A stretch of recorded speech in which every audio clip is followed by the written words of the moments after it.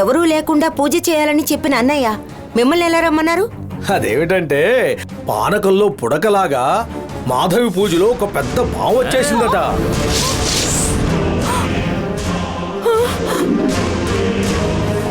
పూజలోకి పాము వచ్చిందా? ఏమంటున్నారు? ఆ రోజున అడవి మనుషులు పట్టుకోబోతే తప్పించుకొని వెళ్ళిందే ఒక పెద్ద పాము. ఏవో దైవశక్తులున్న పాము అన్నారు కదా. అదే పామే. అయ్యో, వీళ్ళు నందిని గురించి మాట్లాడుకుంటున్నారు. ఏం జరుగుతుంది?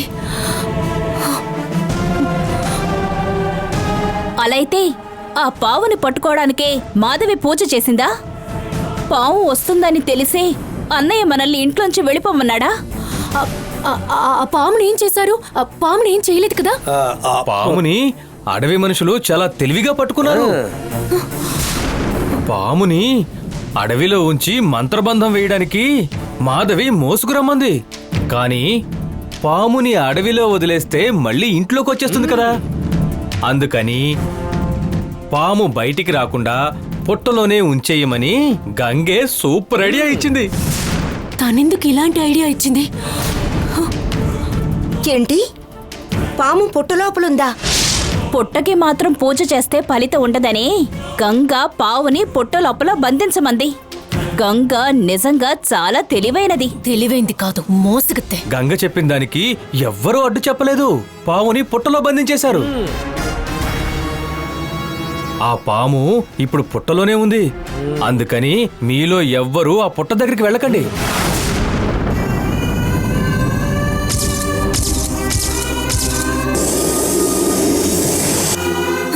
అయ్యో నందిని, ఈ అమ్మాయి ఎందుకు ఇలా చూస్తోంది? పుట్ట లోపల పాము ఉందని తెలిసిన తర్వాత మేం పుట్ట దగ్గరికి ఎందుకు వెళ్తాం?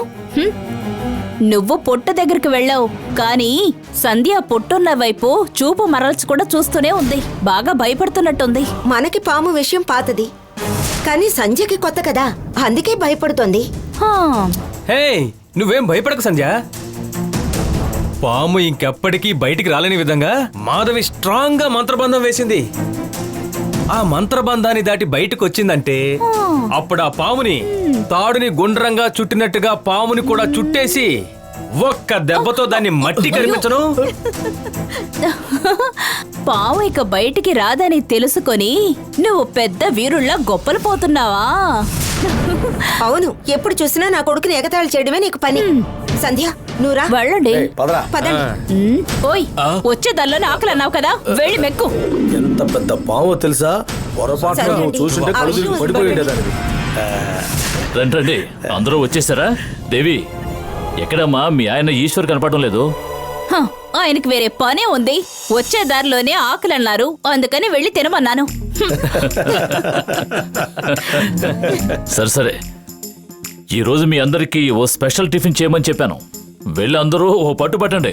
చూడండి అన్నయ్య, టిఫిన్లు మాత్రం స్పెషల్ గా ఉంటే సరిపోదు, నైట్ డిన్నర్ కూడా అదిరిపోవాలి. హహ, పావుని పుట్టలో బంధించాం కదా, ఆ సంతోషాన్ని సెలబ్రేట్ చేయాలి. ఆ విషయం నీకెలా తెలుసు? మావయ్య, నేనే చెప్పాను. పావుని పుట్టలో బంధించిన విషయం మాత్రమే చెప్పాను. మీరు ఇంకేదో ఊహించుకోకండి. అవునన్నయ్య, అప్పుడప్పుడు ఇంటికొచ్చి భయపెడుతున్న పాముని మీరు చాలా తెలివిగా పుట్టలో బంధించడం మాకు చాలా ఆనందంగా ఉందన్నయ్య.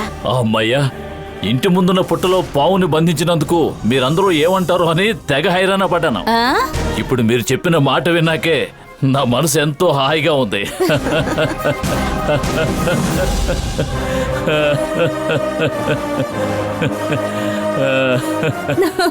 అన్నయ్య, చాలా రోజుల తర్వాత ఈ రోజే మీ మొహంలో నవ్వు చూస్తున్నాను. ఈ చెల్లెల కోసం ఒక్కసారి గలగల గలగలని నవ్వు అన్నయ్య. ఏమిటేమిటేమిటి? గలగల గలగలని. నువ్వు నవ్వమని చెప్పిన వెంటనే నాకు నవ్వు వస్తుందా? నేనిప్పుడు ఎంతో సంతోషంగా ఉన్నాను. నీకది చాలు కదా? చాలన్నయ్య, నాకు అది చాలు.